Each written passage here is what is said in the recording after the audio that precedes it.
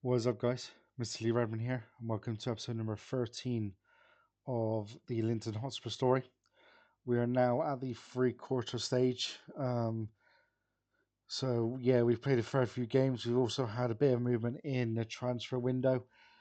They're not fantastic. They are better, but also it's more of a hope that they're enough to actually help us survive this season. So we'll have a look at the transfers. First up, we've actually got Jamie Gibson potentially going out on loan to Giffnock Sports Centre, I believe is their name. Um, he's 16-year-old. I would say I've improved. I brought someone in the midfield, so I thought I would let him go out on loan for a bit. Coming in, we also have someone coming in June. Got to be honest, say I don't actually know why it wasn't completed straight away, because it's not like it was completed after the window closed. This was actually completed during the window, so I've obviously not seen something correctly. And that is Graham Williamson, a keeper, 35-year-old keeper. That's why he's coming in June, because his contract's up. But yeah, he's okay. And I use that term loosely, to be quite frank. So we got him coming in June. We've made a few actual permanent signings. We've also let Ross Johnston, another youngster, go out on loan to Giffnock Sports Centre as well. So he's gone on loan. He's already played one game by the looks of it. So hopefully he can improve. He's improved a little bit with us. 16, hopefully he can do well. First player is actually this guy. He's a youngster, Balint Maikaita. Um, he is actually 16 years old, centre back. He's not that bad, if I'm totally honest. Hopefully, he can improve with us as well. He won't be playing straight away, as we've got some defenders that are a little bit better than him, but he is definitely one for the future at this level anyway. We've then got Lewis McAllister, one of the actual centre backs we brought in. We brought him in permanently from Devon's side on a free transfer.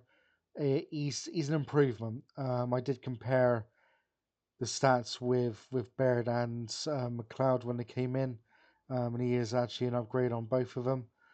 He's not highly rated, but it's something to do. Like I said, I'm just kind of bringing in players to hopefully help us survive this season, and he is one of them. Next one is Brian Hay on loan until the end of the season from Kilwinning Rangers, another centre back. Who, to be fair, when you look at his stats, he's actually not that bad. I was going to bring him as a right back, but he's actually better as centre back. His only downside is the acceleration and pace are not that great. We've then got Jordan Armstrong on a free transfer, left back. He's not too bad. My thinking behind it is he's got quite a few 8s and 9s in there, so we get them a little bit improved, and now we'll start to look like a decent player. He's also 26 as well, and again he was also better than my left back, which I think was Lewis Curry. So that's an improvement. Reece Pollock, a goalkeeper, on loan from White Hill, Victoria. He's actually not that bad, but I don't think he's actually better than Gibson. I think they're around the same. Let's have a look. So Gibson is better mentally and physically. However, the more important side, goalkeeping, it's just in Pollock's favour. With the fact his aerial reach, punching, and reflexes are around the same. Kicking isn't too bad. Handling's the same. I mean, we've only got him in on loan, so hopefully he can just do a job for us. Chris Angus was an interesting signing. I looked at him and thought I'd bring him in just for to the end of the season. He's also wanted by about 19 clubs, not including me. So I didn't think I'd actually get him, but I brought him in, and he actually ended up being coming in as well. Funny thing is, he's not actually played that much in the moment. We do have Charlie Wart, or Vort, how you say it, a player in on loan from BSC Glasgow, as another striker. He's got decent finishing at least. Pace and acceleration isn't too bad. 28 as well. but I just needed to improve what I had because it just wasn't working. Basically, it was struggle to actually get anything. And then the final player, a central midfielder, which was Kerr Fraser from Camelon on a free. I brought him in. He's probably the reason Johnson's going out on loan because we got another like centre midfielder. Again, not too bad. His contract is only with us until May, so we have to keep an eye on that, especially for the fact he's on £60 a week. So we have to keep an eye on him. He's not too bad, but again, I just hoping he does a job for us until the end of the season. So I say I'll bring those in to improve as it is. It's not been going great. I say that it's not going great at all. The last game was the Newtown Grange win. We lost 3-1 at Edinburgh College. Conor Liddell put them 1-0 up in the 19th minute. He actually then scored just on the stroke of half time to make it 2-0. Ross Johnson actually equalised to make it 2-1, and then Liddell completed his hat trick to make it 3-1. We then lost 2-0 away at Haddington Athletic. I didn't think this would be too bad because we actually were 0-0 at half time. However, Max Taylor scored 2 goals in 60 seconds to hand Haddington the win. We then lost at home to Luncarty 2-1. We were actually 1-0 down through Nathan Catelti in the 20th minute. But then Jamie Gibson decided to go and get sent off 11 minutes into the second half. And they went and scored just 10 minutes later. However, Ross Johnson actually pulled one back for us with 20 minutes to go. But we weren't able to find an equaliser, so we ended up losing 2-1. We lost 4-2 at home to Blackburn United. So it was actually 0-0 at half time. Joe Moraes put them 1-0 up in the 56th minute. They actually made it 2-0 just 5 minutes later. And then Fraser and Langton made it 3-0 to them just less than 10 minutes after that. So in 13 minutes, we'd gone 3-0 down. Kieran Cannon actually pulled one back to make it 3-1. And then Alexander Bassler made it 3-2 in the dying seconds. But they were able to get a fourth, through Mackenzie Smith. And we ended up losing 4-2. We actually drew 1-1 away at Harriet Watts. We actually took the lead through a penalty from Lewis Curry in the 45th minute, but we literally conceded within the first 5 minutes of the second half. Charleston King scoring again, but we held on to draw 1-1. We then lost 3-0 at home to Donald Bluebell. Ross Brown put them 1-0 up on the half-hour mark. We then went in at half-time 1-0 down. Ross Drummond then actually got a penalty and scored it for them in the 51st minute. And then just 5 minutes later, Fergus Edwards made it 3-0, and we ended up losing the game. Annoyingly, we lost to Hill Royal in the Cup on penalties. Jude Fraser actually put them 1-0 up in the 49th minute. Liam Strong actually equalised just 4 minutes later and then actually gave us a lead with just 6 minutes to go. However, we weren't able to hold out as we gave away a penalty in the 91st minute. Callum Robertson scoring that goal. Ross Johnson and Liam Strong missing penalties for us, and we ended up going out. And in the final game of the actual section, ended well with a 2-1 win over Glen Roths, who actually smashed us 9-2 in the first game. Lewis McAllister actually put us 1-0 up in the 9th minute, and then Ross Johnston actually scored in the 38th minute to give us a 2-0 lead. And then Jay Bridgeford actually had a goal disallowed just before his goal, and then he scored just after. It actually ended up 2-1, and we got the 3 points, which is a very valuable 3 points. As you can see, we are actually 13th in the table, only outside of it on goal difference, level with St Andrews and Hillfields, and we are 3 points behind Newtown Grange and 4 behind Kinnell. I think one thing that's going to make it interesting is the fact that we actually have Stirling Uni, St Andrews, Kinnell, Hillfield, and Newtown Grange.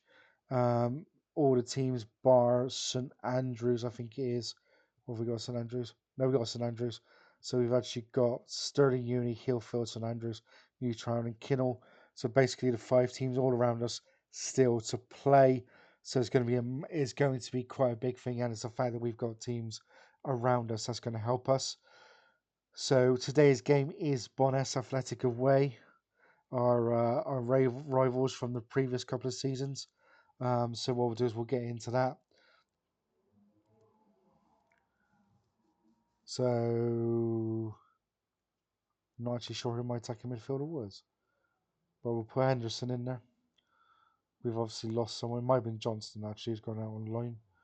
Who actually did pretty well for us. I'm not going to lie, he did all right for us. Scored 5 goals in 18 games.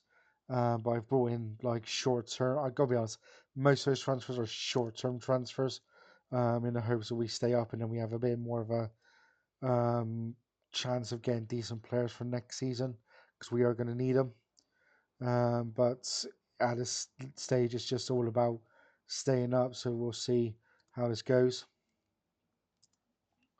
So we'll let the starting highlight get out of the way. And I think they actually had a chance there. So we'll now put key highlights on. Angus has gone through and actually put over the bar. That's not a bad start.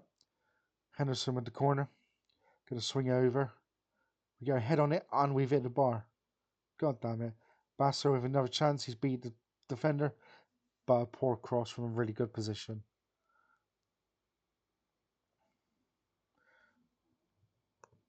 Let's get the league table in there. St Andrews are losing, which is good. Kinnaul are losing. Edinburgh College. Hillfield's 0-0 with Dundonald. Sterling Uni's losing.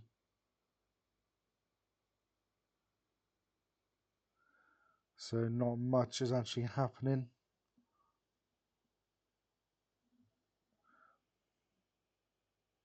I say not much, absolutely nothing is happening.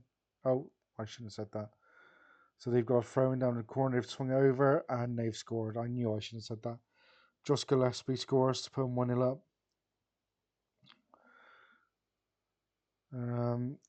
Kind of disappointing with the fact that was literally their first shot on target. And also the fact the other results are going in our favour. Angus is not having a good game, so I'll take him off for Kieran Caddy. Hopefully this will have a difference.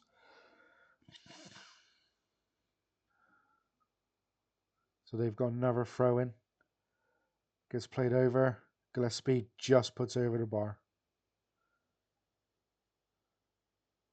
2 goals in 4 minutes, which have been frustrating.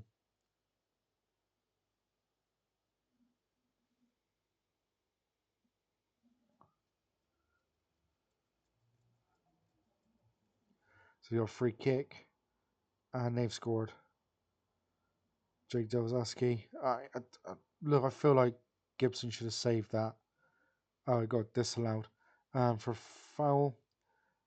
So Hay plays it out to Strong, who loses the ball. They play it over the top, and they score from that. Ryan Weir makes it 2-0.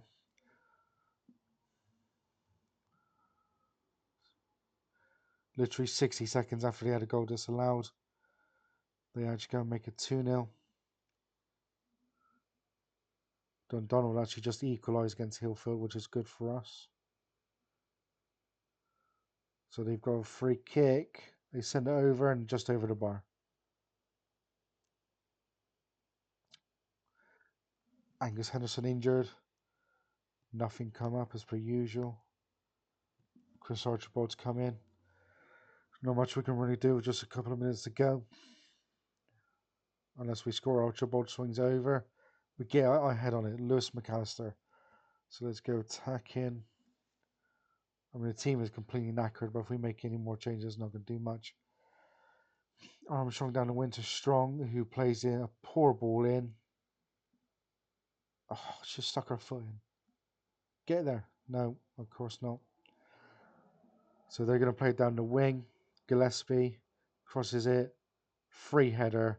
And of course they make it 3-1 straight after we change to go attacking.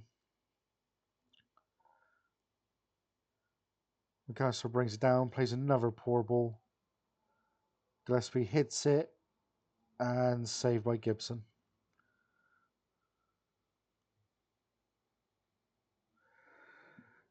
Yep, that's the end of this one, guys. We'll end up losing 3-1. Disappointing that literally the first shot they have on the entire game, they go 1-0 up. Hillfield's take a point as well, but certainly leave us a point behind. Newtown Grange actually haven't played yet. Henderson, 5 to 8 days, great. Our next game is big because we are home to Stirling University, and I probably will come back for the last game of the season, where hopefully we don't need to get anything out of it to stay up. But that is it for this episode, guys. Leave some likes, leave some comments, subscribe, and as always, take it steady.